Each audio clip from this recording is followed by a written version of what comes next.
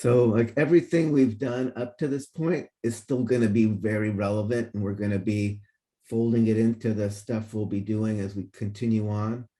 But, we're going to be kind of building on that. Like we're going to be getting into the nervous system over the next few weeks. You're still going to have to totally understand, membrane potentials and second messenger signaling and receptors and things like that until the very end. But we're going to be focusing now. We're going to start kind of putting these foundational concepts in the service of starting to look at systems. And we're going to start with the nervous system.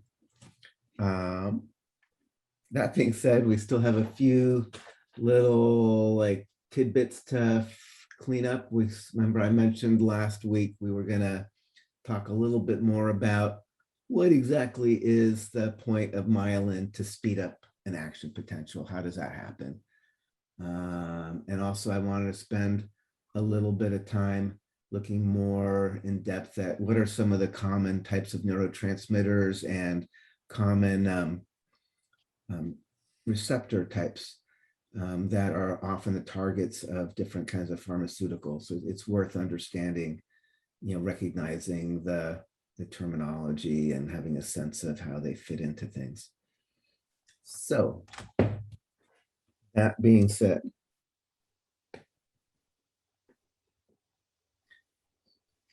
let's talk just a little bit more about myelin. So myelin. Again, what was the point of wrapping myelin around an axon?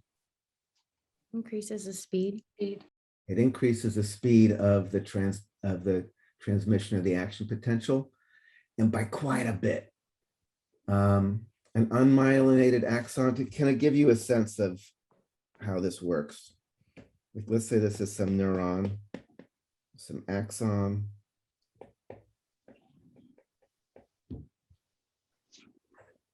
If there's no myelin, you have to keep regenerating the action potential every next little bit of membrane. It's like you'll have the depolarization at the hillock, and you have the action potential, and then that is going to open up voltage-gated sodium channels on the next little part. And now that's depolarized. And then that's going to now open up sodium channels on the next little part, so that gets depolarized. And that will open up sodium channels on the next little part, so that gets depolarized. But it means that you're going, each little part has to trigger a voltage-gated channel to open up and keep regenerating. It might only be going like a couple of meters a second. So imagine if you want to wiggle your toes and it takes like 2 seconds before the signal goes from your brain to actually goes to the muscles, your toes move. That's not going to work. Or if somebody touched you on your hand and it was a second before anything actually got to your brain where you knew you were being touched. So, well, Natalia, we need to mute you. So for signals that we don't care if they're going slower, then this is fine. But there's a lot of signals, particularly like sensory things and skeletal muscle motor stuff, where you want to have much faster transmission down the axon. And again, the fastest axons can transmit action potentials over 100 meters per second, 150 meters per second, so way faster. So there are 2 ways to accomplish faster transmission.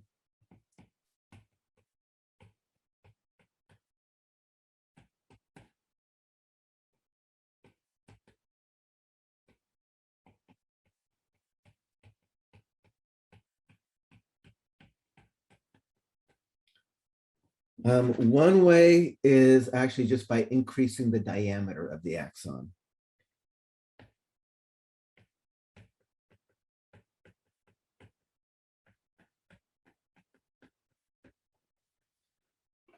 If you have this kind of larger diameter axon,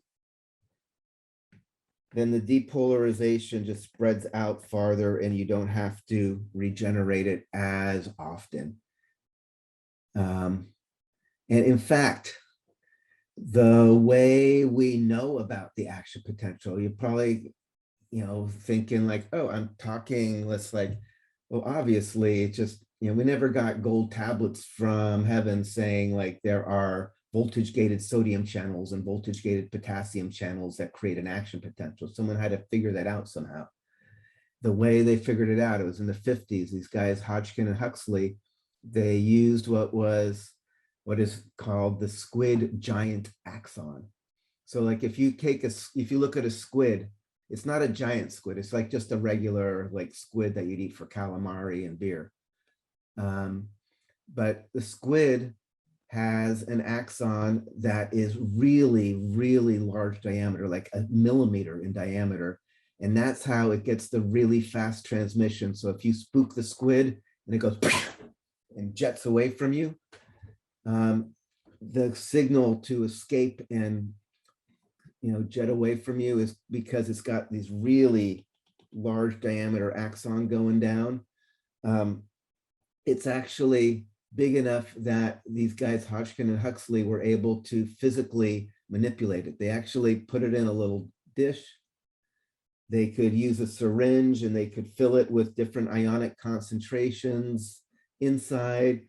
They could put different ionic concentrations outside, then see the electrical activity. Then they take a little squeegee and they squeeze out the inside of the axon and they use a syringe and fill it with some other ionic concentration. So, in the squid, they actually just get really fast transmission by just having a super fat axon. And again, just historically, it's kind of cool. That's how we actually figured out how the action potential works, was by having an axon that you could manipulate using kind of more macroscopic tools. The other interesting thing about Hodgkin and Huxley, when they were trying to figure out how the action potential worked, they would come up with their best understanding of the dynamics of these voltage gated sodium channels, voltage gated potassium channels. But this was before high-speed computers. This was back, they had these models where there were differential equations that they came up with that they were pretty sure describe what should generate an action potential. But instead of being able to model it on a computer, they supposedly spent like an entire winter just with adding machines,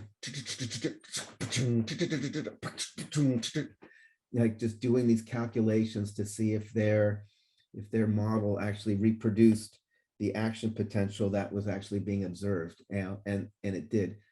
But it was much more labor intensive. Now you just, your iPhone could do it in a fraction of a blink of an eye.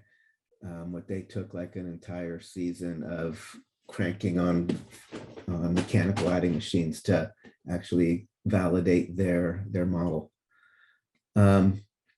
So diameter of an axon, for us, our fastest axons are largest diameter axons as well.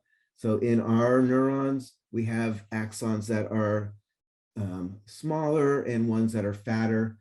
Fatter makes faster signals. But for us, we have something in addition. In addition, we add myelin.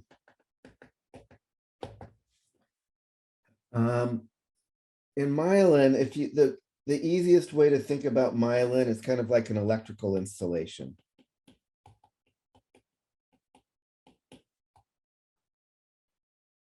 So, that's not what I meant to do. So let's say we have a electrical circuit. This is just the symbol for a battery. And this is actually the symbol for a light bulb.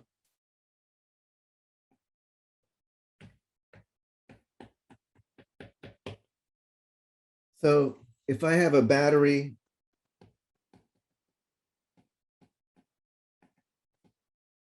Here's my bulb, and I have electrical current.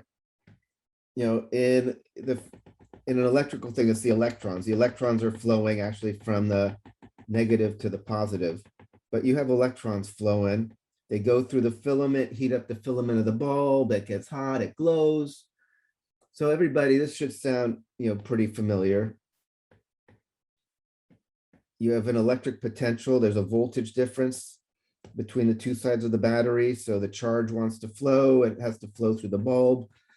And as it flows through the bulb, it makes it glow.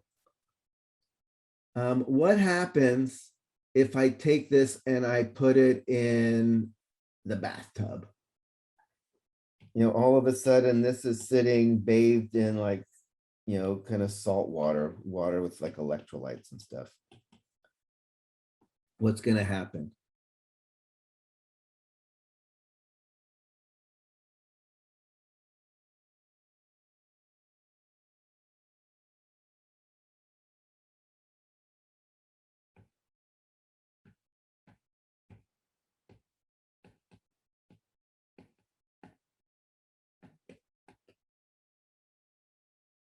So I have, again, the electrons want to go from one end of the battery to the other, and normally they're confined by this path, this wire path. But if the wire is sitting in like salt water, which we know is an electrical conductor, if I'm the little electric charge, it's like, it's not, it's like, am I going to go do all the way out to here and through this high resistance path, which is hard to get through? And it's like, no, it's like, oh my God, I could just shortcut, because this salt water conducts electricity, right? So if I'm putting this thing in salt water, assuming that these are just naked wires, the bulb is not going to get much electricity. Most of the electrical charge is just going to short circuit through the salt water and come to the other side of the battery. Does that make sense? Yes, no? The light bulb won't work, or it will. The light bulb will not really light up because the electrical current, rather than going through the wires and making it through the light bulb, is just going to short circuit through the salt water and just go to the other side of the battery, taking the easier path. Okay, thanks. So let's say I want this circuit to work in salt water. What would I have to do?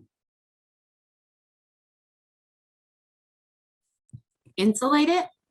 Yeah, exactly. I want to insulate it. Put something around the wire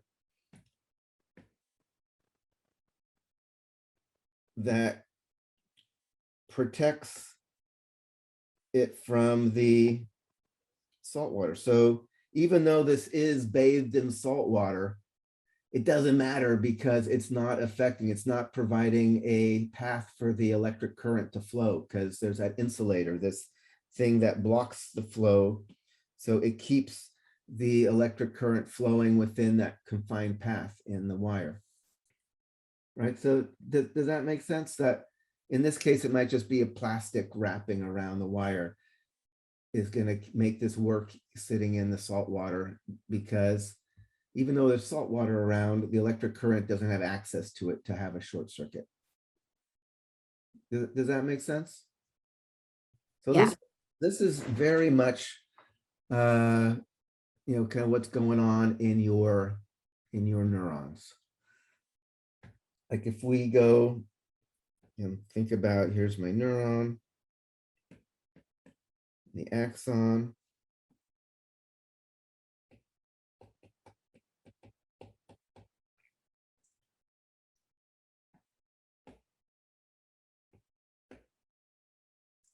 So if I look at the voltage, let's say I start my action potential here at the hillock, the voltage goes up, gets positive here. But if there is no myelin, this dissipates pretty quick and starts just kind of coming down pretty fast because of that. It's just all around salt water. It's basically that electrical voltage across the membrane will dissipate and start coming back down. So you need to have channels opening up right after that to keep it up. And then it's going to start falling very quickly in distance again. So you have to have more little channels opening right next to it to keep it up. So you have to, this is if there's no myelin,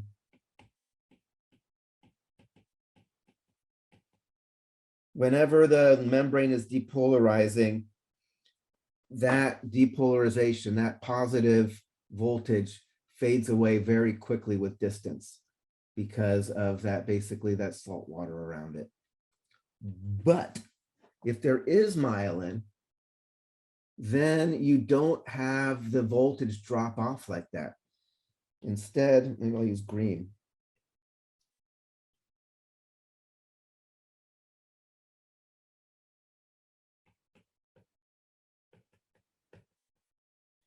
If there's myelin, in fact, and I'll add the myelin as these, they're called myelin sheaths.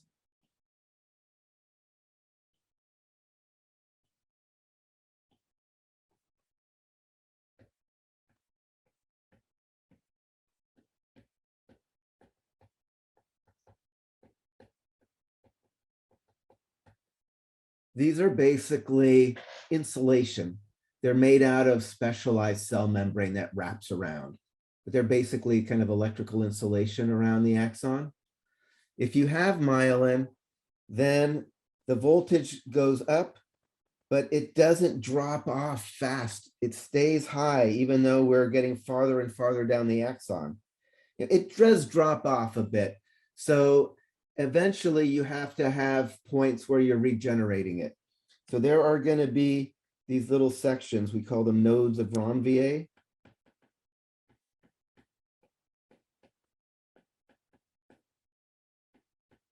These are going to have the voltage gated sodium and potassium channels.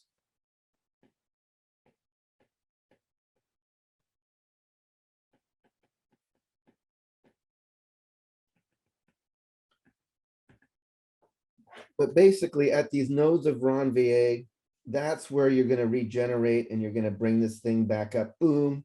But again, it falls very slow, and then another node of Ranvier. And these nodes of Ranvier are pretty spaced out. They're like, it's about 1 millimeter between them. So that's pretty large in terms of the distances we've been talking about. So the basic idea here is if there is no myelin and you want to send an electrical signal from the soma, the axon hillock here, and have it make it all the way down to the axon, you're going regenerate, regenerate, regenerate, regenerate, regenerate, regenerate, regenerate, regenerate, regenerate, regenerate, regenerate, regenerate, regenerate, regenerate, regenerate, regenerate, regenerate, generate, regenerate, regenerate, regenerate, regenerate, regenerate, regenerate, regenerate. And finally you get to the very end. But it may be, again, like I said, you're going only like a meter per second. It takes a long time to keep regenerating the signal and keep it up and from falling out. If there is myelin,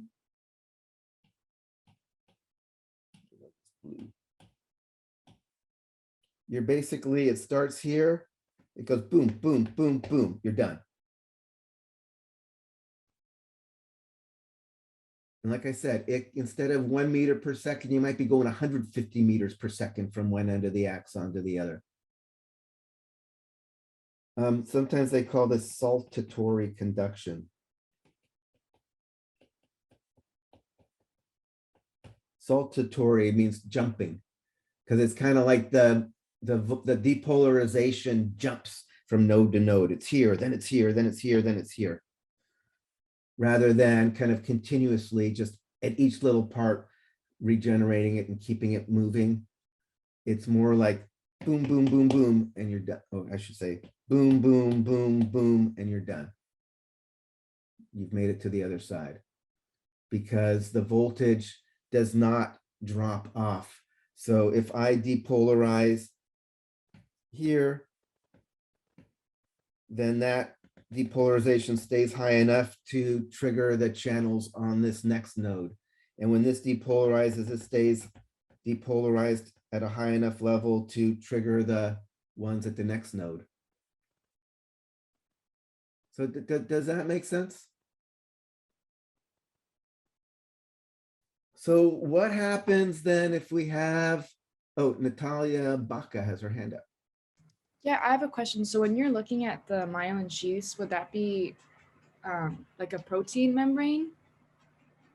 It's more complicated. We're going to talk about the cells that make myelin sheaths actually a little later today. It's made by special neuroglial cells, supporting cells that wrap. I can show you. Basically, if this is an axon, I have these other cells that come in and kind of wrap around like kind of like a jelly roll. So there's this kind of specialized membrane that ends up wrapping around, and the myelin is this specially modified cell membrane that it insulates as it wraps around. So we'll look at it in more detail though. Okay, and I have another quick question. So when you say depolarization, is that always positive? Yeah, by So- definition, depolarized means you're going above resting. Okay, and is that always happening on the neurons in the myelin sheaths? Or can it be the other way around, or is it always depolarization? I'm not sure I understand your question. Whenever it's traveling down the axon through the myelin sheath, is it always going to be depolarization, or can it be repolarization? Remember, an action potential depolarizes, then it has to repolarize, hyperpolarizes, and back to resting. Okay, thank Right. you. Yeah, so you have V rest. Whenever you go positive, that's called depolarize. When you come back, it's repolarize. That was just the definition of depolarize and repolarize. So, alrighty. So what happens if you have a demyelinating disease? Like multiple sclerosis is a disease where your immune system attacks your own body's myelin. So all of a sudden, I'll make it go away. Oh my God, the myelin's going away. What is that going to do? Slow down the action potential. So rather than having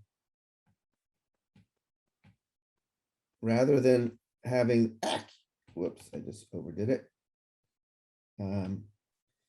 Normally this comes up, and then if there's myelin, it doesn't fall very fast, but if there's not that much myelin, it starts falling faster, which means there might not even be enough voltage difference left to actually trigger the action potential to regenerate at the next node of Ranvier. So if it drops too far, the action potential might just die off. It might not ever make it to the end. Right? If your neurons do have ways of trying to add in extra channels and try to keep it up, so they'll start adjusting. But if they start adding in more channels to try to keep it up, then it's going to slow down the transmission down the neurons. Worst case, the signal is going to drop so fast and you're not going to regenerate it. Even if it starts here, it's never going to show up at the far end of the axon. Right? Because the whole point of the myelin is to keep the voltage high enough so it will trigger the channels at the next node to keep the action potential moving. What are going to be symptoms of something like multiple sclerosis? Would it be slower reactions? Like if something's hot and you touch it, you're not going to realize it because Yeah, your so body can't there's- send it as fast. there's going to be sensory things, and even more than that. If let's say it gets to where the signal is not even making it to the far end. Won't it deteriorate the neurons or the axon? Like eventually like not work anymore? But so I'm trying to get you guys to think of this is also kind of a lead into kind of the function of the nervous system. If you have neurons, again, and these are the myelinated ones, the ones that are sending in the sensory signals, the ones that are operating your muscles, and the signal starts at one end and never makes it out the other end. What kind of symptoms are you going to get? Complete loss of control. Yeah, or be more specific even. Would What it kind of affect your control? homeostasis, like your somatic and part of your nervous system that controls your temperature and stuff like that? I think I want people, maybe so we'll come back to this after we introduce the functions of the nervous system. Or maybe I'll just say it. Like, so imagine if if your neurons that are operating your muscles send a message to the muscle to contract, but it never gets to the other end. What's going to happen? It's not going to contract. You're Don't not going move. to contract. You're not going to move. So if it's more minimal, there's going to be weakness. Worst case is going to be paralysis, right? You're sending messages to operate your muscles, but the message never gets there. What about sensory things? Your receptors are detecting things in your environment and sending messages to your brain. What's going to happen if those messages never get there? A reaction will never be sent back to the sensory one. What's the symptom going to be? Like numbness, deafness. Exactly. That's what I'm looking for. People go deaf. They go blind. They lose their senses as well. So it's both motor, you're going to have motor deficits as well as sensory deficits if the signals aren't getting from your nervous system to operate your muscles or getting from your senses to take the messages back to your brain. Right. So this is kind of the lead in to the whole kind of layout of the nervous system that we're about to do right in a few moments. I just want you to think about this nervous system. A big part of what it's doing is this fast communication to send messages to operate your body, as well as send messages from your senses to let your brain know what's going on around outside and as well as internal status of your body. So yeah, people who have MS or ALS, it can be really devastating. To where in the end, like you can't even like swallow or something because none of your muscles are working. Or I had a student who had MS that it was affecting him mainly in vision. Like he couldn't see the board anymore. And it was actually affecting his hearing as well. So, and we'll talk more about these autoimmune diseases later. I mean, nobody's quite sure what causes them to start. MS in particular, for some people, it kind of starts, and it gets bad and gets better. For some people, it gets bad, it gets worse and worse until you're dead. For some people, it never gets that bad. It's not clear like why the progression of the disease is different or what you can really do to try to make it best. But anyway, just kind of, it's worth thinking about myelin, because if you don't have myelin, then you've got this condition where you aren't able to operate your muscles or get the messages from your senses in a timely manner or at all. Okay. We'll talk more about myelin when we introduce the glial cells, when we talk about the Schwann cells that are myelinating the peripheral nervous system, the oligodendrocytes that are myelinating the central nervous system. But I want you to know what myelin is. It's basically an insulation that keeps the voltage high in the axon, and therefore you don't have to keep regenerating as much to keep it high, so it makes it to the end. So it's much faster. Instead of going regenerate just every little piece of membrane, you can just do it that saltatory conduction. You just have it's here, now it's here, now it's here, and now you're all the way at the end. It's like bump, bump, bump, bump, done. Myelin, your friend. Again, the fastest axons are the large diameter myelinated axons. Those are the ones that are operating your skeletal muscle, that are helping you yank your hand back or jump over something or dodge the bullet or whatever, because you want the messages to go super fast. They're also kind of the sharp pain, like if you step on a tack, that's a large diameter myelinated axon that is sending the message like, yow, that just happened right now, and I want to respond to it. There are also small diameter unmyelinated axons doing lots of stuff as well. A classic example that most people have experience with, you know, it's supposed to be your foot. It's going to be a brick. It's like, youch, I just accidentally walked into a brick. There's two things that happen. One is that fast, sharp pain of like, youch, that hurt. And then about a second or two later, there's more of a dull, diffuse ache that kind of swells up. That dull, diffuse ache is carried by unmyelinated, smaller unmyelinated, slower fibers. So it kind of swells up behind that sharp pain that was carried by the fast, large myelinated fibers.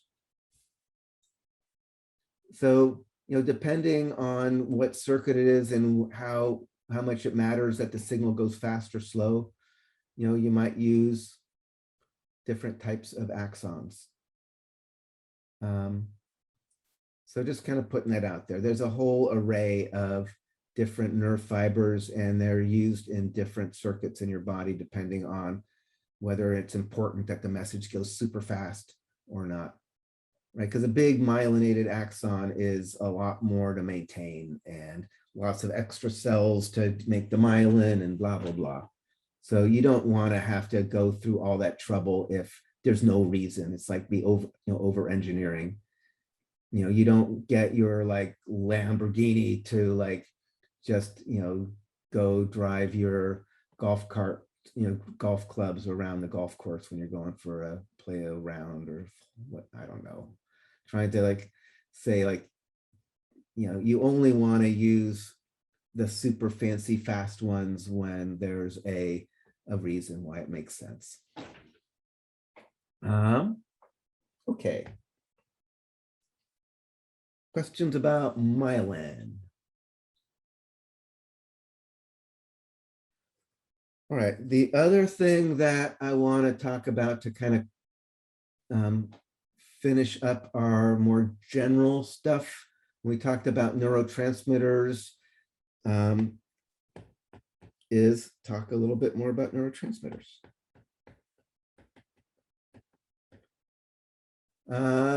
Again, these are signaling molecules, right?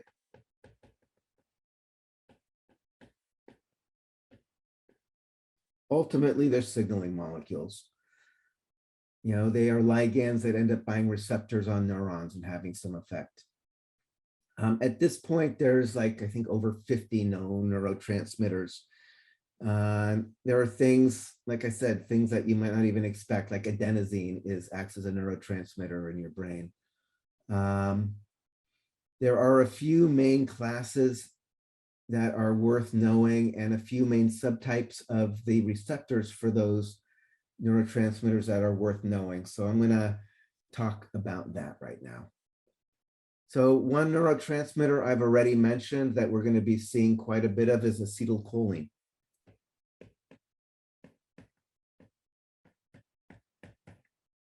It's kind of in a class by itself.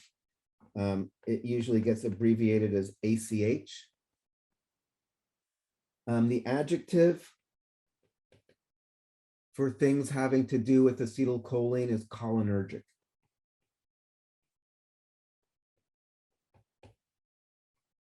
You might talk about cholinergic receptors. Those are receptors that bind acetylcholine, or like cholinergic circuits, or circuits like neurons that are primarily releasing acetylcholine. So cholinergic just means relating to acetylcholine.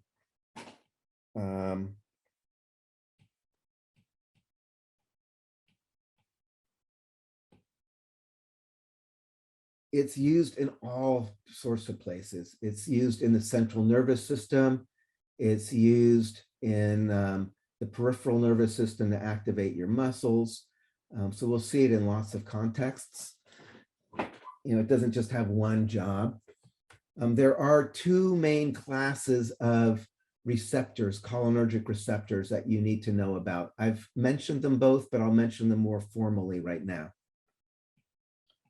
So subtypes of cholinergic receptors.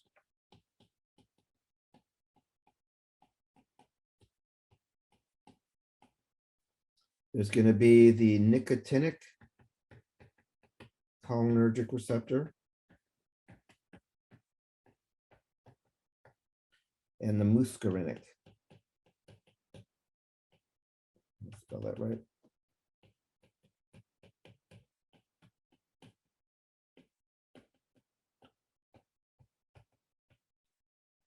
And there are subtypes in here. There's subtypes of this.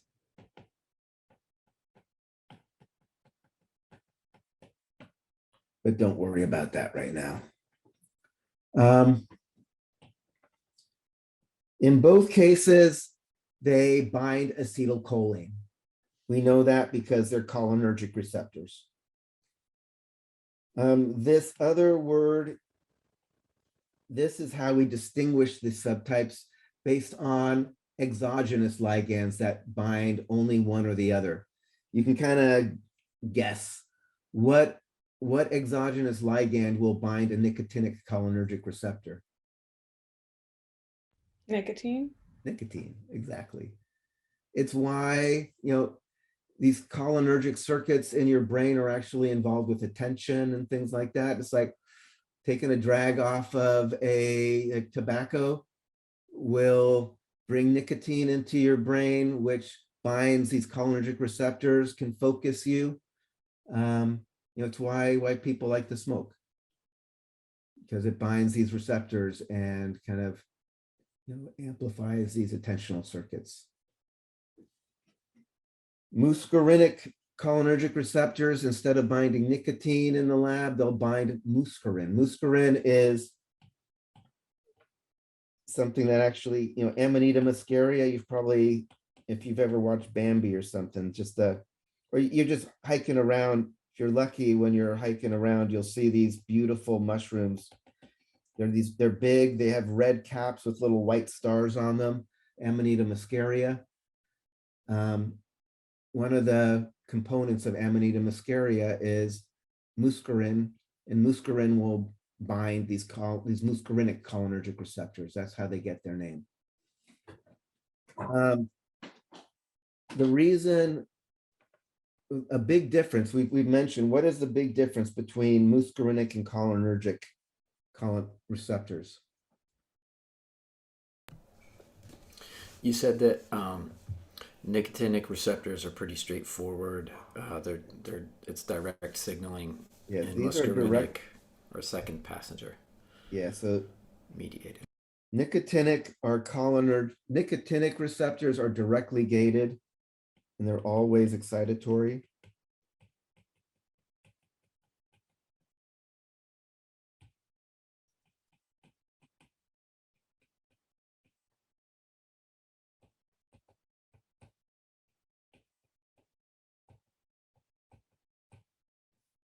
Basically, if a nicotinic cholinergic receptor binds acetylcholine, basically sodium is going to rush into the cell and depolarize things.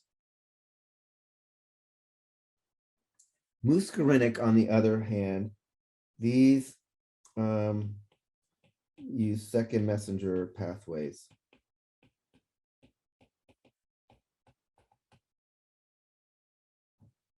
what does that mean in terms of the result of binding a muscarinic cholinergic receptor? A lot of different things could happen. Exactly. So the outcome can be variable.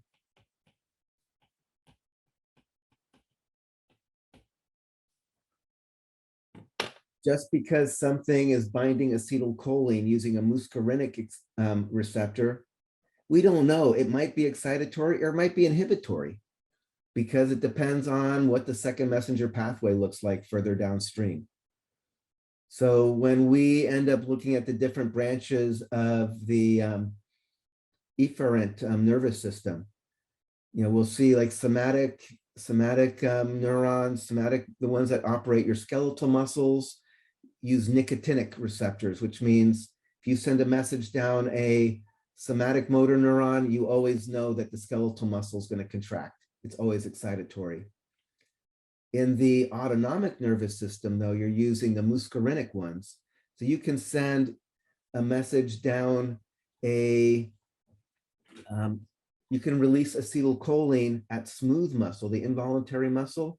You don't know whether you're going to excite it or inhibit it because it depends on what the second messenger pathway looks like. So it is important to pay attention to whether or not the receptors are muscarinic or nicotinic, because that gives you clues on what you might expect when acetylcholine binds the receptor. Here we know it's going to excite. Here we need more information. That all makes sense? I have a question. Sure. Muscarine itself paralyzes and kills you, right? No, it more makes you like salivate and sweat. And yes, it'll make you like muscarine doesn't kill you necessarily. Okay. The death cap, the mushroom. This is so not a death cap. No. Oh, okay. No. So the death cap, that's Amanita phalloides. That's a whole other. So this is in the it's in that family, but it's a very different mushroom. Yeah, the Amanita toxins, those go in, they shut down all your protein transcription in your liver cells, and you are screwed. These you're gonna salivate, you might get delirious or whatever. It's not psilocybin. So there are people that have like kind of shamanistic uses using these. It doesn't seem all that appealing. It's definitely not the same thing as psilocybin or the more kind of classic psychedelic kind of experience. There's also people who do eat these more for kind of shamanistic things. You can convert like the muscarine, which more just is like turning on your parasympathetic stuff and salivation. As it dries out, there's this other thing called ibotenic acid, which is also still not. I've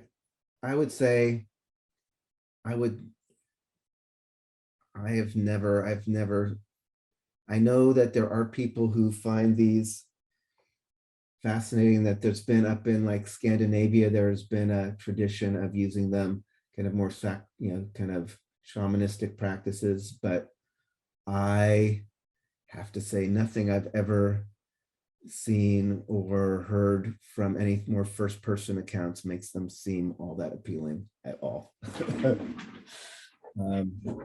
But they're absolutely freaking gorgeous to look at.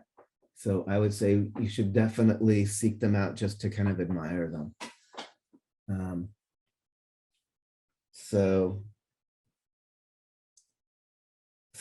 acetylcholine is one of the important neurotransmitters we'll be seeing a lot more of this semester.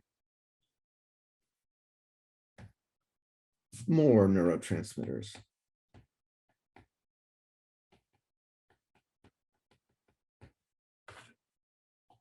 There's the group we call the biogenic amines. These are derived from amino acids.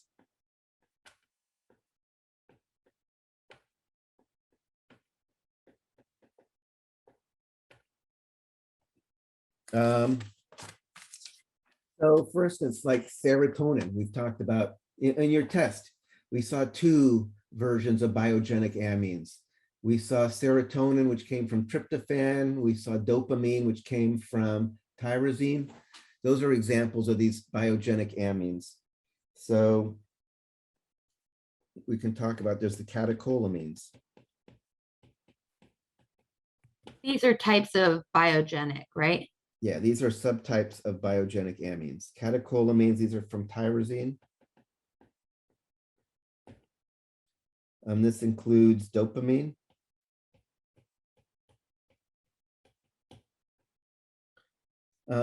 Dopamine comes up a lot, especially when people kind of talk about addiction. Dopamine is very much involved in a lot of reward pathways. You know, reward can be a good thing. You know, we do things and there's a positive 9 outcome, and you know that's a good, you know, so we try to increase that behavior. You know, it can go into bad loops if you are kind of overstimulating reward pathways, and you know, so but so dopamine is not a bad thing, but it's often gets brought up in the context of addiction, because a lot of the pathways that are involved with that tend to be like over release of this. Dopamine includes, so I'm going to do the American is epinephrine and norepinephrine. This goes by the abbreviation epi and then NE for norepinephrine. These are the American words for them. If we were in Britain, I would say the catecholamine. How would you say the catecholamines? No, that's well, let's see. The catecholamines are like adrenaline,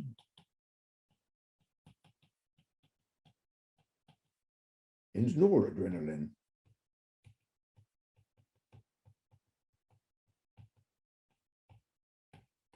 So adrenaline and epinephrine and epi are synonyms. They're all the same thing. It's just different words for the same thing, like my jacket or my coat or my, you know, blazer or whatever. They're just different ways to say the same thing.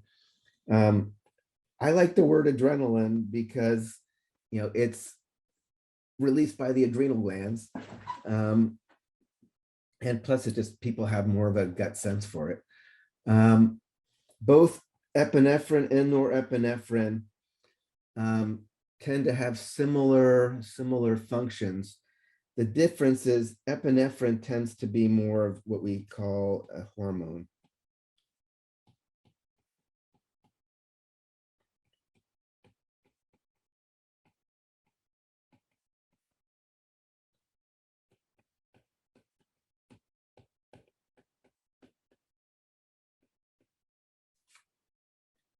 This is more of a classic neurotransmitter.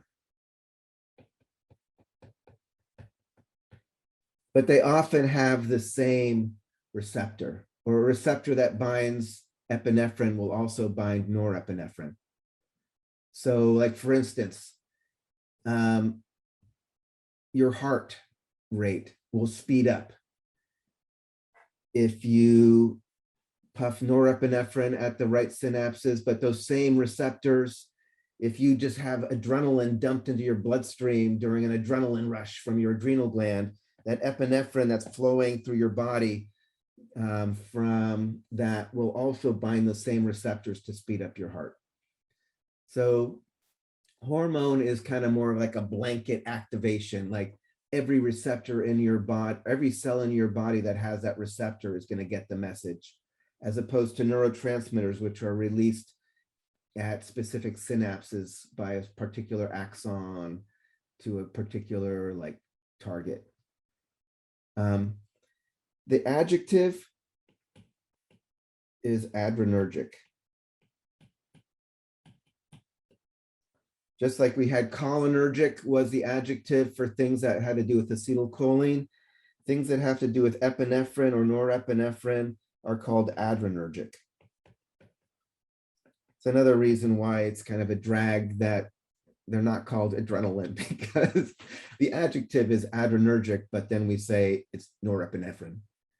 Who knows? There are a variety of adrenergic receptors that you should know.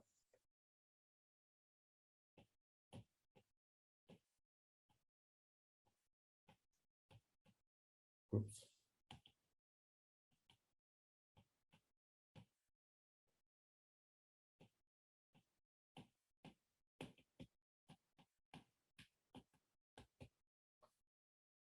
There's alpha 1, alpha 2, beta 1, beta 2 adrenergic receptors.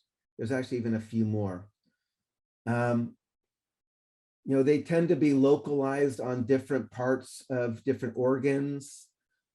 So you can actually have drugs that will stimulate or block, epinephrine or norepinephrine, specifically like focus more on one or another part of your body by using a particular subtype of receptor.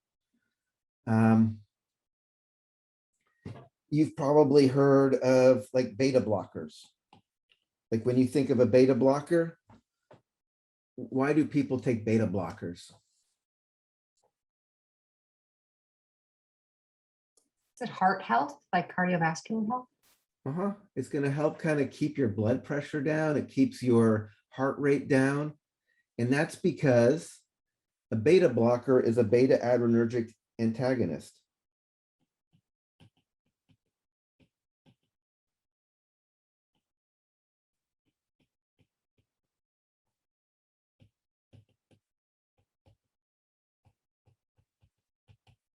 Beta blocker, it blocks antagonist. It blocks the beta adrenergic receptors. So that means it's going to keep your heart rate from speeding up.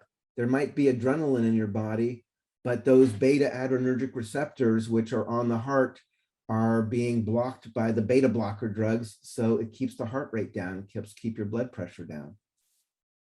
Right. So you've met the beta adrenergic receptors before, if you've ever heard of the word beta blocker. The beta blocker is just a drug that's an antagonist to the beta adrenergic receptors. Other drugs that we use are like agonists to the adrenergic agonists, like albuterol, the inhaler for asthma, actually activates the adrenergic receptors, which is going to help dilate your bronchial passages and make it easier to breathe if you're having an asthma attack. So these are very common targets of all sorts of common pharmaceuticals.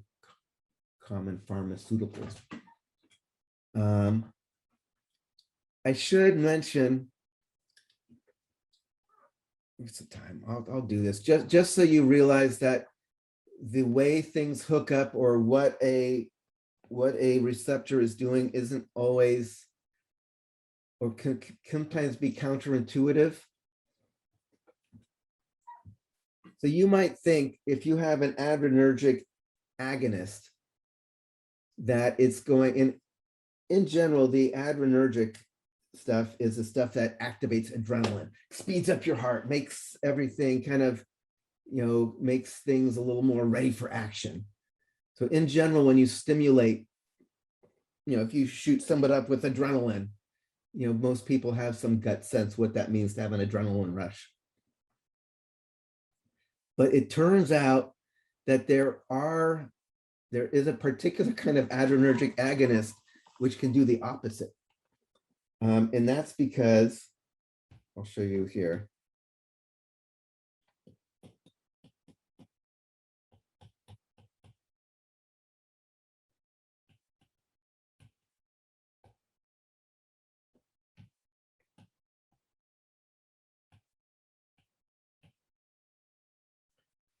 So most of the time, you think of the receptors on the postsynaptic membrane.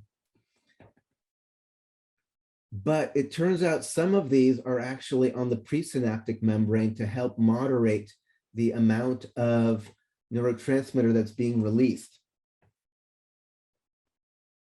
So which one now? Let me make sure I don't spaz on you. I think it's the alpha 2.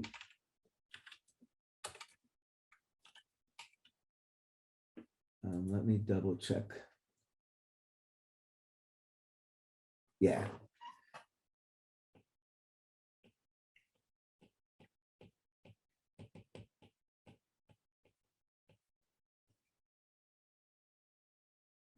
It's actually on the axon terminal that's releasing. So it's actually there to be kind of like a limit. Like if you have enough adrenaline released into the synapse, it binds here and inhibits more adrenaline release or norepinephrine release. So what's weird is normally if you think about an adrenergic agonist, you think about it being something that stimulates kind of this adrenaline response. But if you give somebody an agonist to the alpha 2 receptor, you actually are toning down, inhibiting the adrenergic response, even though it's an agonist, because it's an agonist to the receptor that is playing a different role than what we've been talking about. So just a little taste of how this gets more complicated. I'm just curious, is that true of, I mean, is that what makes an alpha 2 receptor that it can inhibit the overall effect? Yeah, so that particular subtype always plays this role. It's on the presynaptic terminal, and it's actually designed, I shouldn't say it. The role it plays though is as it binds more norepinephrine, it actually inhibits the release of additional because there's enough already. So Cool. So just kind of, so not all receptors are necessarily on the postsynaptic membrane. They can also be on the presynaptic terminal. And we're going to actually see a little later when we get to the opiates or opioids, you can actually have receptors that then modulate the release of neurotransmitter by yet another axon terminal. So there's all sorts of interesting ways you can hook things up in places you can have receptors that adjust neurotransmitter release. This is kind of an autoreceptor. It's like, it's a receptor, this neuron, this bouton, this little axon terminal is releasing the neurotransmitter, and then it has its own receptor for the very neurotransmitter it's releasing, right? But it makes sense because it's a way for this thing to have a sense of, is there already enough in the cleft? I don't have to release more. So anyway, let's continue. All right, so those were biogenic amines. Again, classics are the catecholamines like dopamine and norepinephrine and epinephrine. Let me just mention, like I said, these often will bind, in pharmacology, you'll go more into detail of it, but a lot of these will bind both adrenaline and noradrenaline. So they can play roles either in a synapse, so you can just have a circuit that's speeding up your heart directly and leaving everything else alone because it's just a neuron releasing the norepinephrine right at the heart.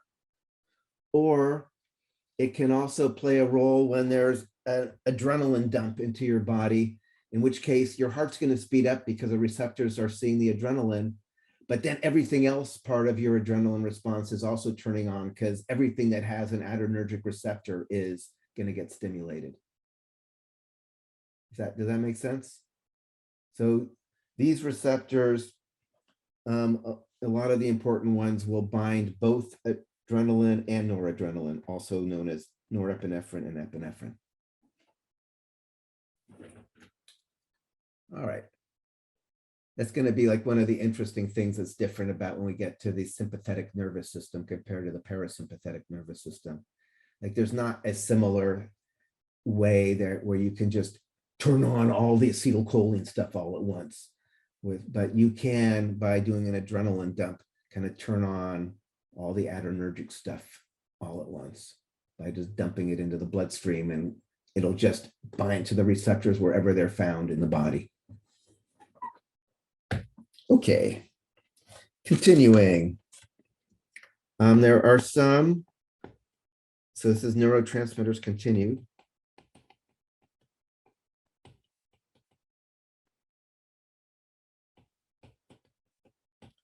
There's a couple that are just amino acids.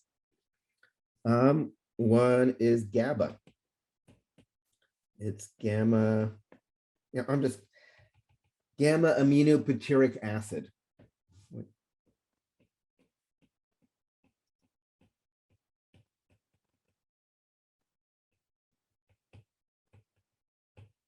But nobody calls it that. They just call it GABA.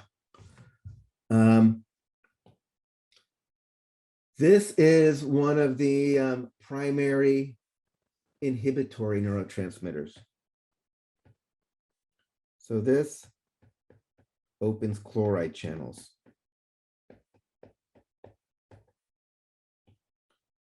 You said it was a primary inhibitory what? Neurotransmitter.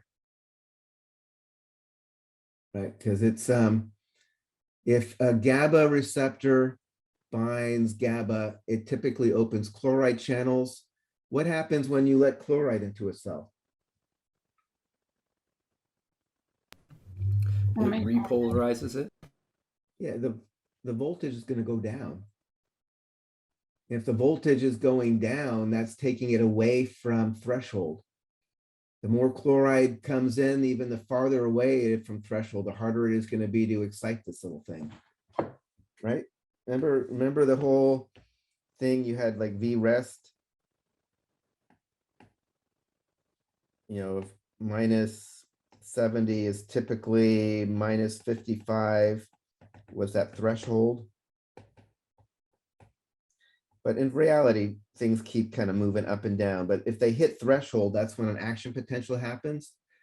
If you are opening more chloride channels, this is going to bring this even lower because we have a lower voltage. We're even farther from threshold. It's going to be even less likely this thing is going to fire off. Right? Does that make sense? You know, the benzodiazepines.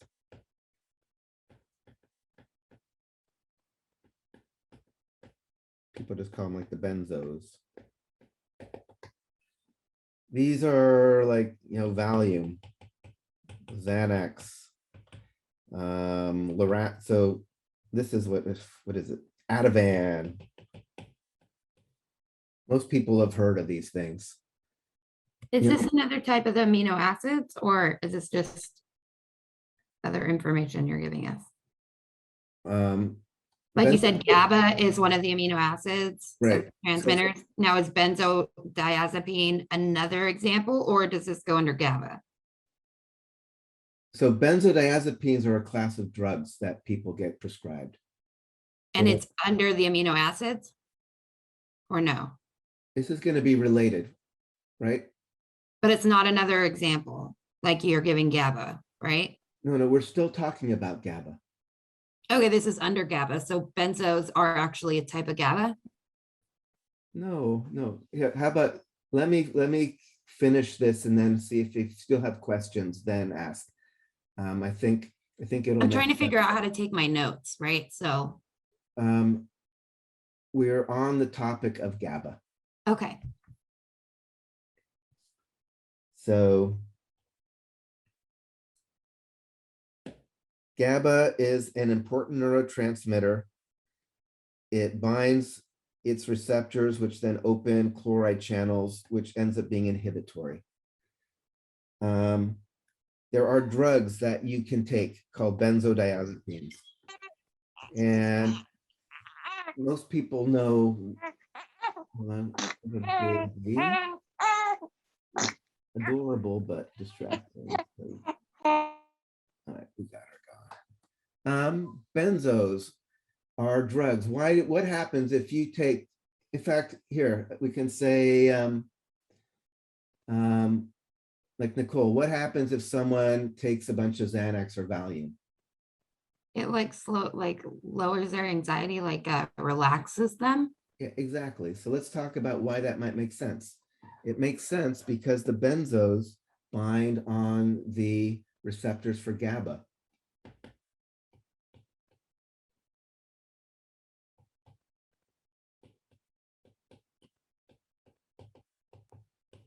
How does gabapentin fit in?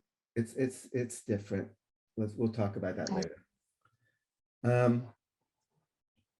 The thing I will mention that's a little interesting about the GABA receptor, and this is not just the GABA receptor, it's other receptors as well. There's more than one binding spot on the receptor. There's a binding spot for GABA. So there is a receptor site where GABA binds to it. But there are other binding sites on the GABA receptor for other things that can modulate the activity of the GABA receptor.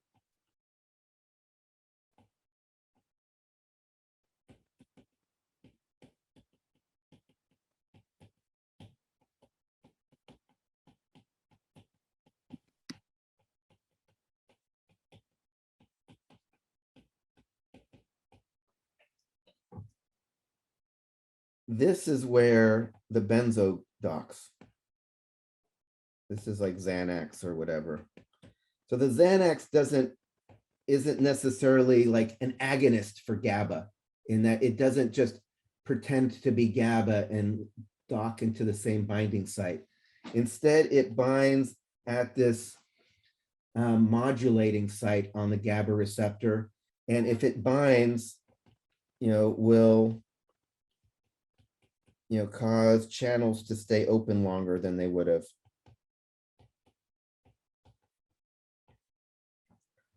So if Xanax is in the system, it's going to amplify the inhibitory behavior of the GABA systems, right? So, which means if you have Xanax in your body or Valium or any of these things, you're going to have more chloride coming into your neurons. If you have more chloride coming into your neurons, that means that they're going to be further away from threshold, which means it's less likely things are going to get excited, which means overall your whole level of your nervous system is reduced. That's the anti-anxiety. Again, the term people use for drugs that tend to reduce anxiety is anxiolytic. Like anxiety, lysis, breaking apart, breaking apart. Look, benzos are a classic class of anxiolytics.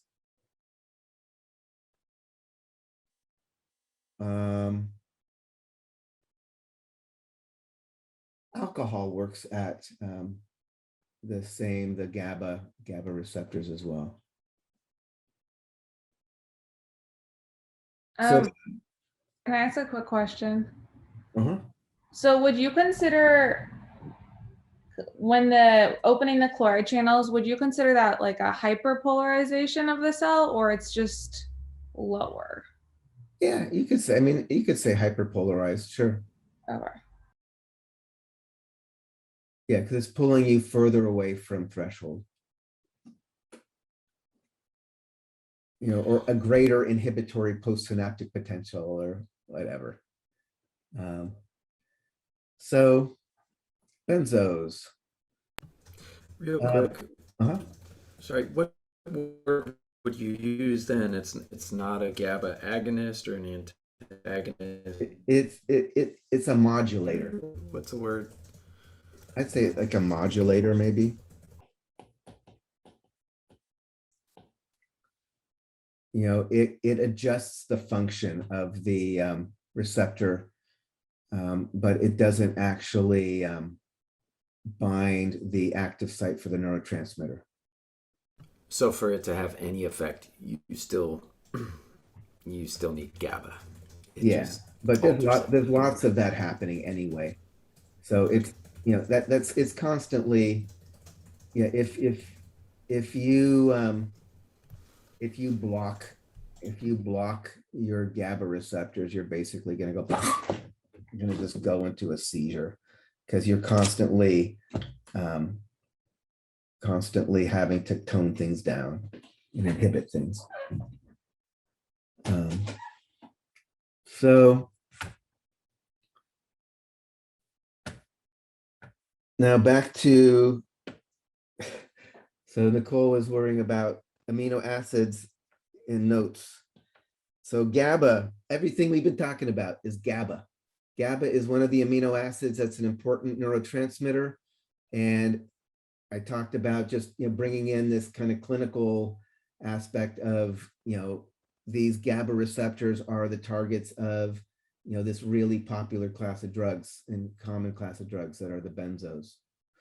Another amino acid that is one of the main excitatory neurotransmitters in your nervous system is glutamate. So this is another amino acid that acts as a neurotransmitter.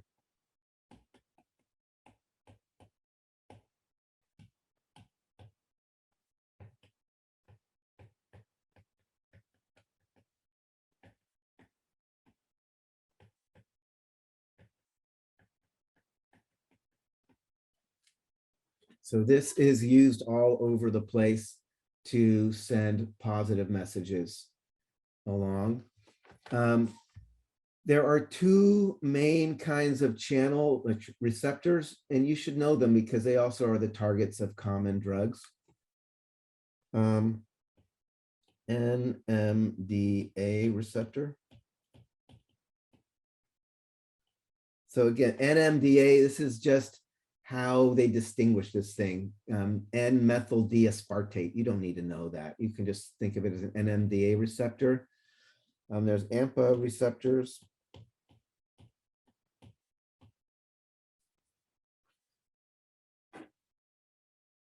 The reason why I'm giving you these is because if you see NMDA receptor or AMPA receptor, I want you to realize, oh, those are subtypes of glutamate receptors.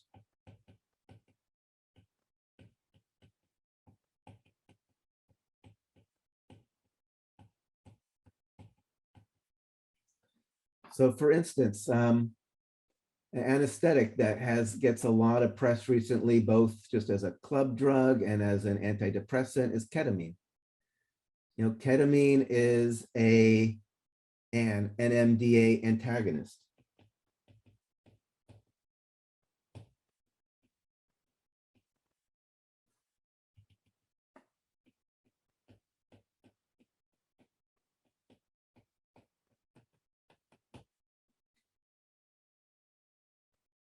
Meaning that when you have that in your system, it's going to get in to these receptors, it's going to block them, and it's going to be blocking a lot of these excitatory messages that are transferring information from one part of your brain to another.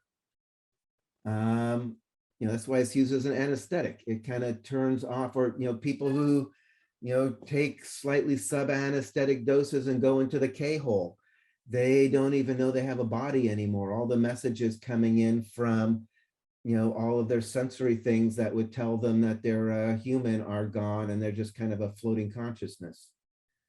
So, you know, because you're blocking these excitatory messages that are coming down these pathways because it's one of the important excitatory neurotransmitters. So if you see NMDA, just make sure you think, oh yeah, that's a receptor that binds glutamate. You know, why it seems to be useful as an antidepressant, people don't really know. But it seems to be, I mean, it's gotten a lot of attention because, you know, most antidepressants take a long time, take weeks to actually have their antidepressant effects. And particularly if somebody is like a danger to themselves, people often like off themselves before, the drugs help them feeling better. Sometimes people, they still use like electroconvulsive therapy, ECT, like, putting shocks across people's brain as a quick way to try to make people feel less depressed in the moment. But ketamine seems to have this ability to, in a much faster way, have an antidepressant effect where you don't have to wait for weeks for it to take effect. So that's where it's been getting a lot of attention for that as well. It's also like a battlefield anesthetic because it doesn't depress your breathing and stuff. Like most anesthetics are really sketchy in terms of staying alive. It's depressing everything, but making sure you're intubated, and the anesthesiologist is making sure you don't die during the process. But ketamine doesn't last that long, but it will you're not going to stop breathing. So it's used with kids as well, actually, for surgeries and things. All right, let's see. Let us finish up. I'll add a couple of more, then we'll take a break. So neurotransmitters continued.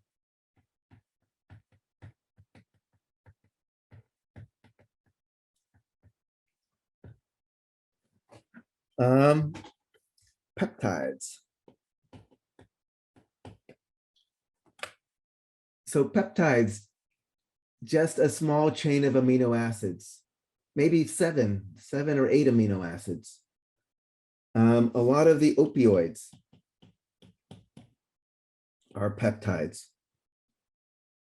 The word opioid is kind of the more generic term for things that bind the receptors that are part of these pain pathways. The terminology is weird. Opiates, this is referring, from plants. So like if you take a poppy and you milk a poppy, the milk from the poppy has lots of morphine and codeine and things like that, these naturally occurring molecules that have been used medicinally forever as painkillers. So the word opiate refers officially to things that are coming from a plant, or slightly like heroin is like you add some like acetyl groups to like the morphine, but it's basically the same thing. So those are opiates. Opioid is the more generic term for anything that has to do, fentanyl would be an opioid because it's made more in the lab rather than derived from a plant. Or the opioid receptors are the receptors that are binding to these drugs. We'll talk more about them later, but they do different things. They can both, the opioid receptors, like if here's like some pain receptor.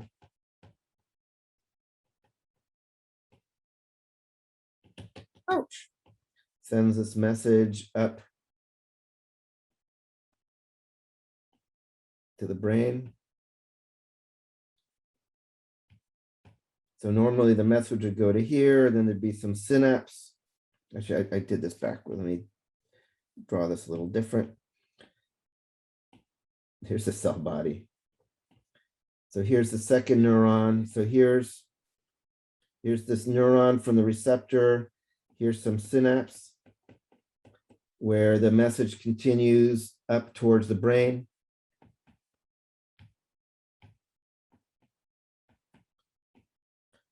These opioid receptors can be actually on this presynaptic terminal. And there can be some other neuron coming in here and releasing the opioid here.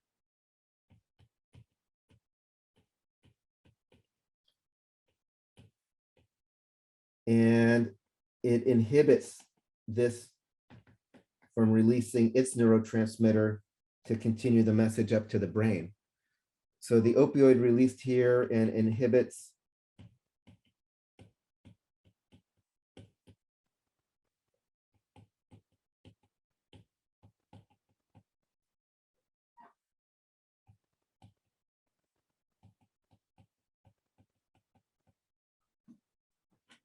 So this is yet another weird way where place receptors can be. So the receptor is actually on the presynaptic terminal. And if you release the opioid here, it's actually going to keep this neuron, which normally would release some neurotransmitter and continue the message up to the brain. It basically gags this thing, so it won't release its neurotransmitter, so the message never goes to the brain, so you don't feel the pain.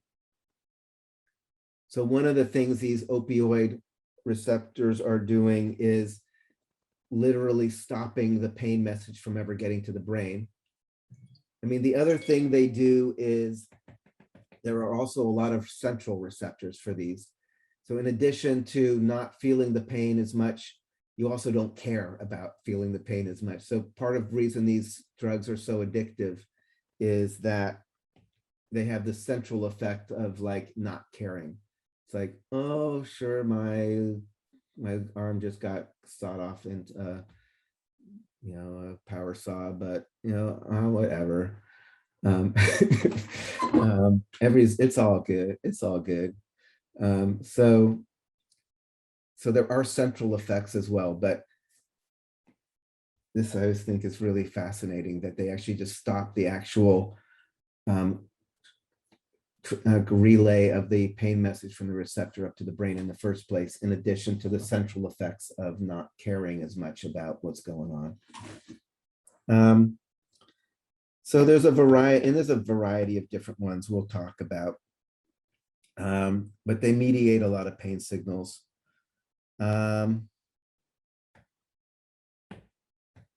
Let's see, some So- others. Yeah. Oh, sorry. Is part of the reason for like the opiate kind of crisis too, is that why they're starting to look into like psilocybin alternatives, because it doesn't alter that like receptor as much for Wait, pain? Why they're going to That's look at? I different. didn't hear. Look at How what? they're looking at like using like I can't pronounce it, like mushrooms basically to kind of replace pain management, or is that different because it doesn't alter the as much as opioids do? I mean, mushrooms have a pretty, they alter you pretty majorly. I mean, I mean, some of the stuff about like using, in fact, my friend is involved with some studies at UCSF right now where they are looking at psychedelics and pain management. And it's more about changing people's relationship with pain and how they hold it more than like getting rid of the pain. 'Cause Okay. that's part of pain management as well. But there's this, like one of the things that people have been doing forever in drug design is trying to get the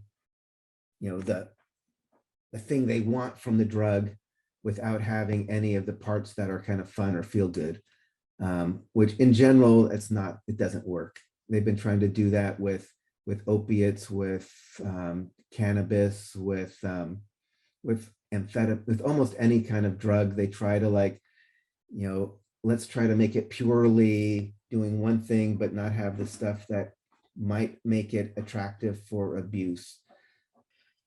Others. There are tons of others. One I'll mention, NOCO. These are gases. Are these just other amino acids or are these under peptides? All right, so can someone tell me, is there any way NO or CO could be a amino acid? Apparently, No. Right, remember an amino acid has to have the amino group, has to have the acid group, the carboxyl side chain. This is just a little 2-molecule, an NO, nitric oxide, or carbon monoxide, CO. These are just like little 2-atom gas molecules. So they're just their own little thing. And carbon monoxide, we'll talk about later, can be a poison. If you have a room full of carbon monoxide you're breathing, you're gonna like die. But in the context of your nervous system, it's a neurotransmitter. Nitric oxide is a super important neurotransmitter. It's involved in also control of blood vessel dilation and stuff. You know, these obviously are going to be controlled very different. You can't put them in little vesicles and release gas molecules. So instead, when you want to use these as neurotransmitters, you actually have to turn on an enzyme that creates them in the moment. And then they can diffuse, they actually diffuse through the membranes and get to receptors. These often act as retrograde messengers. So I can have a message. Normally, you know, I have neurotransmitters being released here and binding receptors on over here, and the message continues. But these can actually be produced within the postsynaptic terminal and then diffuse back to the presynaptic terminal to send messages backwards along the synapse. You know, so we can send these retrograde messages.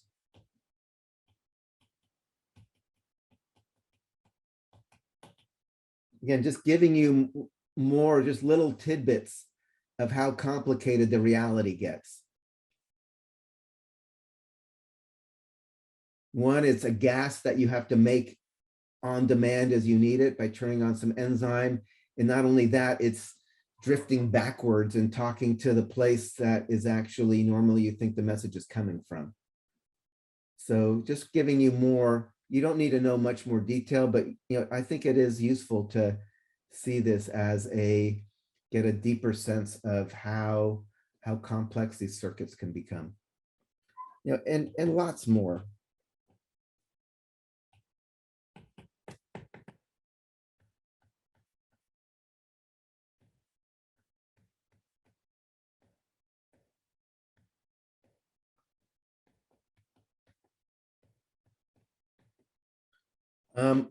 I'll mention one more that gets attention, anandamide.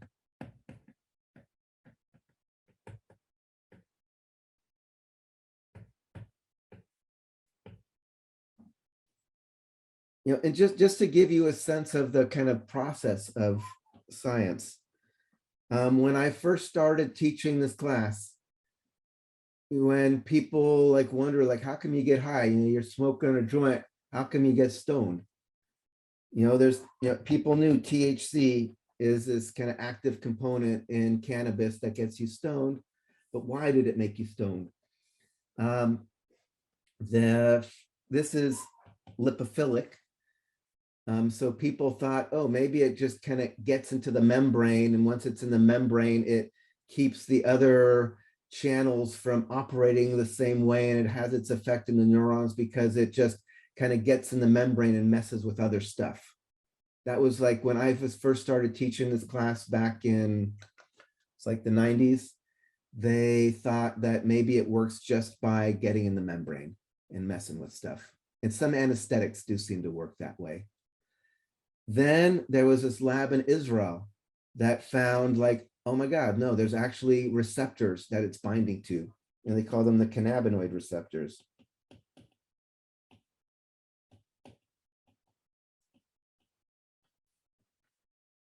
You know, and they're all over your brain, as well as on almost all the other cells in your body as well, for that matter. They're everywhere. So then the thought was like, okay, if there are cannabinoid receptors everywhere, there is probably an endogenous ligand that's going to bind this thing. So they started looking and they found it. They found that, oh, here's another neurotransmitter we never knew existed that is the endogenous ligand for the cannabinoid receptors. And again, they kind of had a sense of humor. And Ananda is Sanskrit for bliss. So they're thinking, oh, this is a naturally occurring thing that's binding to these receptors that get you stoned. So they named it after bliss. So anandamide is now just another important neurotransmitter that people study. You know, and it's involved in pain management pathways. You know, obviously, it's involved in memory formation. If you get really stoned, you have trouble remembering things. But just to kind of show you, it's an ongoing process. There are probably going to be new neurotransmitters we find as we keep looking that we just don't know exist. So just to kind of, this is just to give you a little dip your toe in the pool. As you continue on, you'll learn more neurotransmitters. You'll see them in the context of either physiology or pharmacology, but it's worth paying attention to what are they, what are the receptors, because a lot of drugs that you're going to end up working with are going to be agonists or antagonists at some level for different receptors, for different neurotransmitters. So you want to understand what is the lay of the land here. All right, any comments or questions here?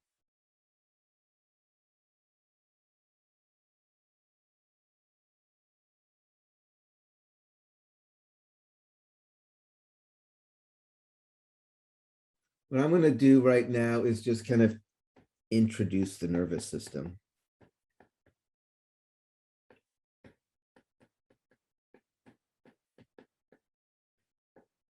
And I just want to give you a basic layout. So you have kind of the big picture as we start digging in over the next couple of weeks. What is it doing for you? What are the functions of this nervous system?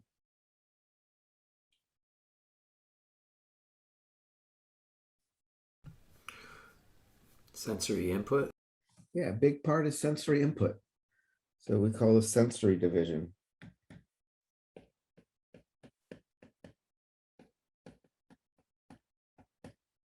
This is also called afferent.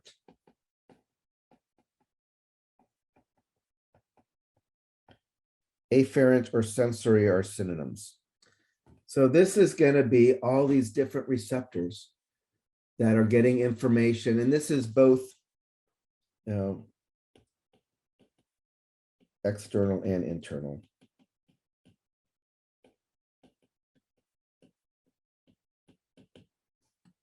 It's your classic five senses like vision and hearing, but it's also lots of information about what's going on inside your body.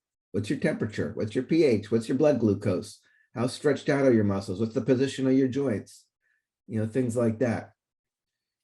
So it's internal information about, that you're going to need to maintain homeostasis or to know what your body's doing as you're moving, but also the external, the more classic, like your eyes and your ears and things like that. So that's important. And we're going to spend a lot of time looking at that conversion we call sensory transduction. Like, how do we go from light or vibration or whatever into some electrical signal that's going to be processed by your nervous system. So we'll be spending time looking at how do you actually accomplish this sensing? What are these receptors, these things that actually somehow can take the presence of sugar on your tongue and turn it into an experience of sweetness in your brain. So we'll look at that. What are other things the nervous system does? Isn't it eats? Say it again. Reflex. Reflex is a big part. Body. So the reflex includes what? Efferent? So efferent, what does efferent mean? I just remember the word. I don't remember what it means. Does anyone know what efferent is? I think it's Yeah. away from you, moving out. Yeah, or if you think about, so sensory is the stuff coming into your nervous system. In fact, we then do what's called integration. You got this information coming in and you kind of process it and figure out, what does it mean? What makes sense to do with this information? And then what happens next? After you get the information, you kind of process it. Usually You send out a response, right? there's some kind of a response, some kind of motor. We call the motor division.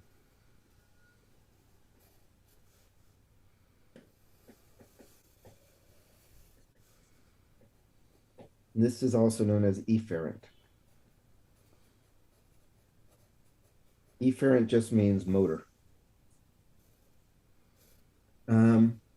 What are the two kind of physical ways that you can actually respond to things?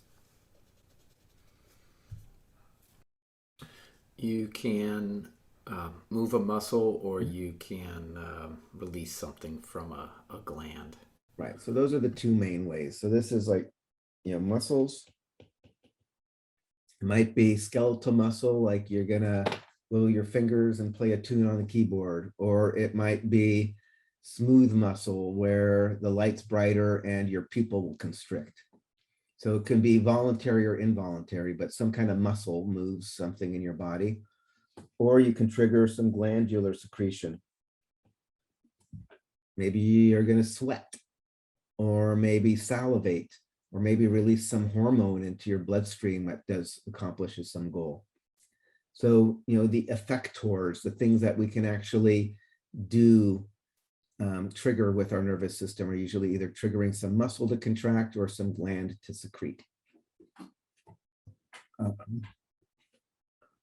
So this is the big picture of the nervous system. There's a sensory division, the integration, and the motor division. We're going to look at each of these in part or in turn. Integration is mostly done by the brain and the spinal cord.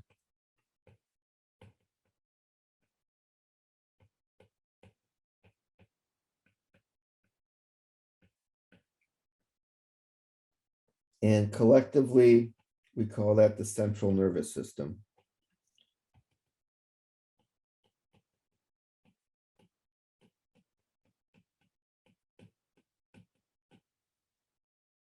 Affectionately known as the CNS.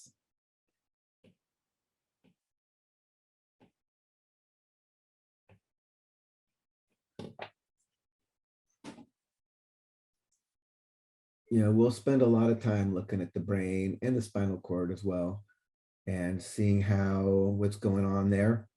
Not all integration happens in the spinal cord and the brain. When we get to the digestive system, we'll see the network of nerves that are within the walls of your intestinal tract that are part of the enteric nervous system that do integration, independent integration in your digestive processes. So it's not exclusively the realm of the CNS to do integration, but most of the integration that we're going to care about happens in the CNS. The times when it's not in the CNS are like the exceptions. CNS.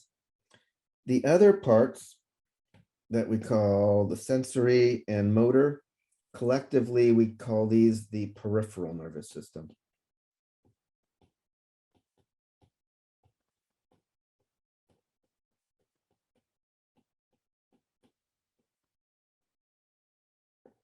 PNS.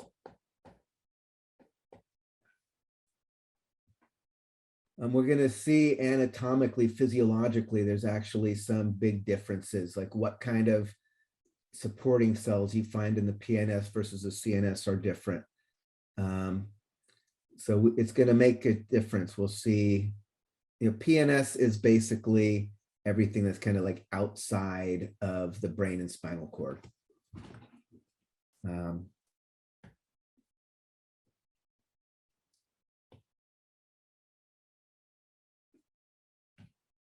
I should mention, sometimes people get kind of confused.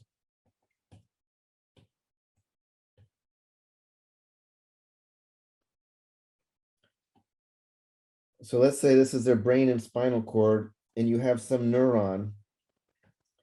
Maybe it starts in here, and then it has an axon that then ends up going out to your finger or something.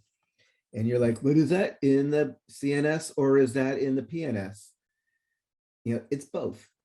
Basically, the cell body is in the CNS because it's in the brain and spinal cord boundary.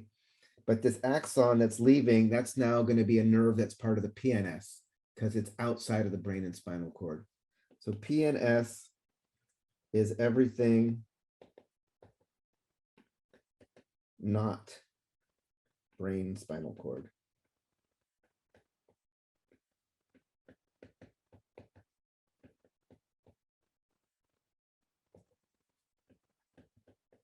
And a boundary. So if you just kind of draw some dotted line around the brain and spinal cord, if you're inside that dotted line, you're in the CNS. If you're outside that dotted line, you're in the PNS. Right? And a particular neuron can have one, it's like, I have a window here. I just have my hand out the window right now. And is David Eggert in the house or out of the house? A bit of both. Most of my body, this arm is in the house. My other arm is outside the windows, out of the house right now. Right? It's not a conflict for me to be a little part of me in the house, part of me out of the house. It's not a conflict for this neuron to have its soma, its cell body in the CNS and its axon going off to become part of the PNS. Just to put that out there. I know that it becomes confusing sometimes if I don't say it explicitly. Okay.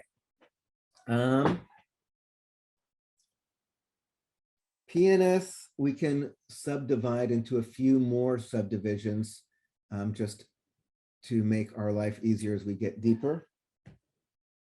So let me do that as our last little piece here.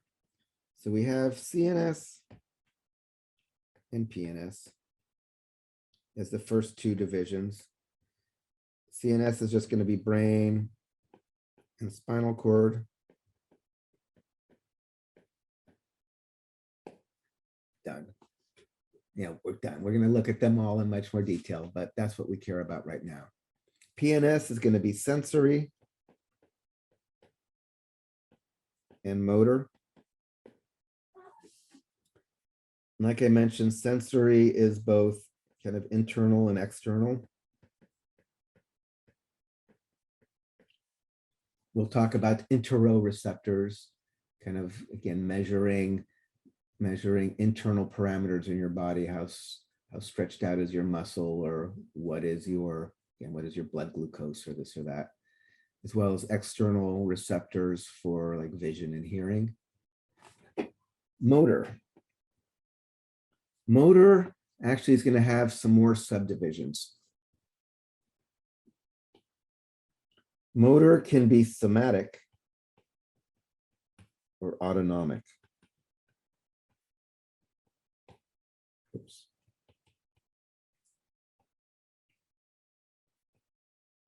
Somatic is the part of the motor that operates your voluntary skeletal muscles.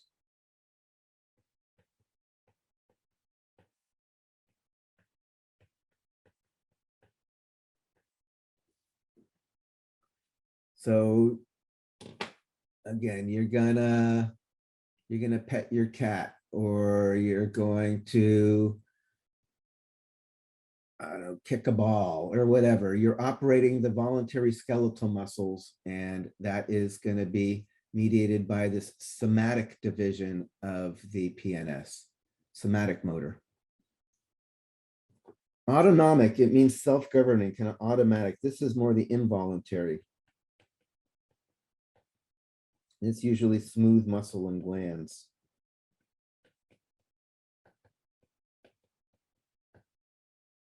I should say smooth and cardiac muscle as well. This is going to be the one that's speeding up and slowing down your heart. So this is the stuff you don't normally think about voluntarily controlling. You shine, again, someone shines a light in your eye and your pupil constricts. That's autonomic motor. You didn't decide like, oh my God, it's getting brighter, I better constrict my pupil to shut down the light. So autonomic then has two subdivisions under that. What are the two subdivisions of autonomic?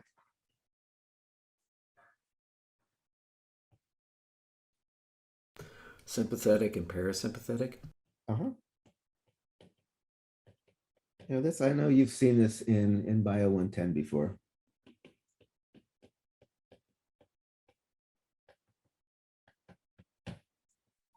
Sympathetic and parasympathetic are subdivisions of the autonomic.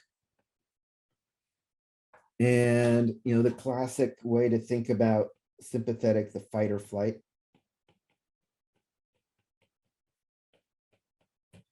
In general, it's going to trigger things that you imagine are getting ready for some emergency, like speed up your heart, increase your blood pressure, dilate your bronchial passages so more oxygen can come down, dilate your pupils so more light comes in, you know, wide-eyed with fright, things like that.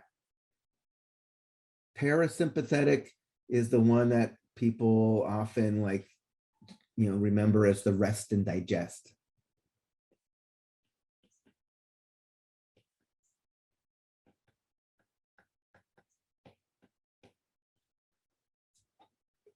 You know, if you activate parasympathetic motor neurons, it's going to cause you to salivate or stimulate your digestive processes or constrict your pupils or slow down your heart.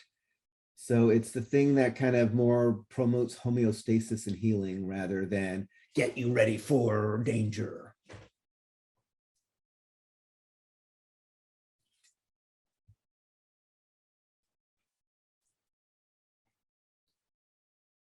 You know, and so in addition to kind of functionally being different, you know, these different divisions, whether it's somatic or autonomic, and within autonomic, sympathetic autonomic or parasympathetic autonomic, there's also going to be anatomical and physiological differences that are going to be really useful to understand, you know, because different kinds of receptors and different kinds of neurotransmitters are used to mediate these different divisions. So you can have drugs that will preferentially stimulate or block activity in one or another of these divisions based on what kind of receptor agonist or antagonist you're working with. So it's going to be worth getting to know these deeper at the level even of receptors and neurotransmitters, because that's an important you know, way we have to treat people of things. So things to remember as you're going into your weekend, though. Remember that motor is the upper, the top of the pyramid here. So like parasympathetic, sympathetic, these are subdivisions in motor. Like sometimes people like get all confused, like what about sympathetic sensory? It's like, that doesn't make sense. Sympathetic means the fight or flight division of the autonomic motor. And autonomic is motor, is activating muscles and glands. You know, you might have like senses, receptors that are monitoring the inside of your body. That's going to be information you're going to need to decide whether to fire off parasympathetic or sympathetic stuff. But sympathetic or parasympathetic is purely muscle or glands. It's motor. So keep that, kind of keep this chart in mind as we're going, because we're going to look at each of the different places here. We'll spend a lot of time at the brain and spinal cord. We'll spend a lot of time doing the senses. We'll go into the motor. We'll look at somatic versus autonomic. And then from autonomic, look at the differences between sympathetic and parasympathetic. But as we do that, I want you to keep the big map in mind of how each of the pieces actually fits with each other. I want to make sure if we're talking about sympathetic that you realize, oh yeah, that's just a subdivision of the motor of the PNS rather than something, you know, on its own on a pedestal someplace and then forgetting its context. So